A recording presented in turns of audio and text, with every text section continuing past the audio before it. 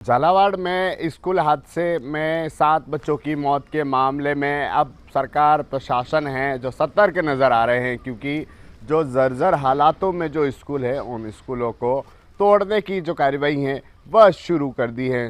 जो ऐसे जर्जर स्कूल हैं जिन्हें चिन्हित हैं जो किया गया है, उसके बाद बुलडोज़र हैं जो प्रशासन चला रहा है। और दूसरी तरफ सवाल भी उठ रहे हैं कि साहब अभी तो आप तोड़ रहे हो, लेकिन जो बच्चे हैं जो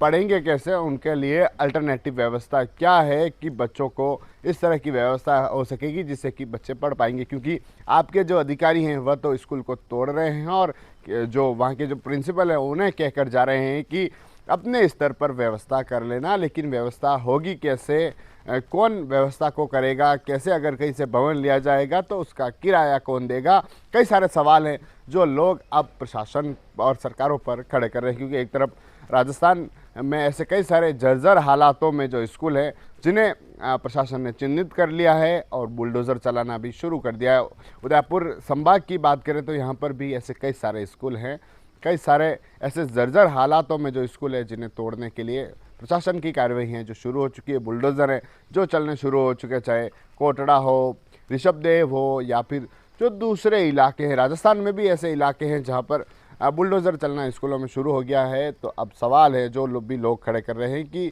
आप तोड़ रहे हैं, स्कूलों को तोड़ रहे हैं, लेकिन बच्चों के लिए वैकल्पिक तौर पर क्या व्यवस्था है। क्योंकि एक तरफ कहा जा रहा है कि शिक्षा है जो प्रभावित नहीं होगी, लेकिन फिर अगर स्कूलों को तोड़ेंगे तो उससे पहले क्या व्यवस्था है, क्योंकि बच्चों को कहाँ पढ़ाया जाएगा, कहाँ बिठाया जाएगा, उसको लेकर जो सवाल है वह पूछे जा रहे हैं। आपको बता दें कि राजस्थान के जो शिक्षा मंत्री हैं उनका कहना है कि जो ऐसे जर्जर हालातों में जो स्कूल है जिनको तोड़ा जाएगा और उसका काम है जो शुरू हो चुका है। करीब 7,000 से अधिक ऐसे जो स्कूल हैं जिनका मरम्मत होना है। और जो शिक्षा मंत्री है उनका कहना है कि कंटेनर में बच्चों को बिठाकर पढ़ाया जाएगा, लेकिन कंटेनर कब उपलब्ध होंगे, क्या अभी का जो क्या वह सत्र ऐसे ही चला जाएगा, क्या उसमें बच्चों को पढ़ाई होगी या नहीं होगी, इस तरह की जो चर्चा है वह एक तरफ अभिभावकों में और शिक्षकों में है। तो दूसरी तरफ सवाल हैं वह भी खड़े हो रहे हैं कि आप अभी तो आप भवनों को तोड़वा रहे हैं कि आप जो भवन है उनको तोड़ो, लेकिन व्यवस्था वैकल्पिक तौर पर क्या करेगी। हालांकि जो यहाँ के जो शिक्षा से जो जुड़े अधिकारी हैं, संबंधित जो अधिकारी हैं, उनका कहना है कि जो ग्रामीण इलाके हैं जहाँ पर जो सामुदायिक भवन हैं, जो सरकारी जैसे भवन हैं, उन भवनों में व्यवस्था है जो की जा रही है जिससे कि किसी तरह का किराया ना देना पड़े और एक तरफ से वैकल्पिक तौर पर व्यवस्था है। लेकिन सवाल कई सारे हैं कि बुलडोज़र आप स्कूलों में चला रहे हैं, जो भवन हैं जर्जर हैं उन्हें आप तोड़ रहे हैं तो व्यवस्था वैकल्पिक तौर पर बच्चों के लिए क्या है, क्योंकि फिर बच्चों को कहाँ पढ़ाया जाएगा, कहीं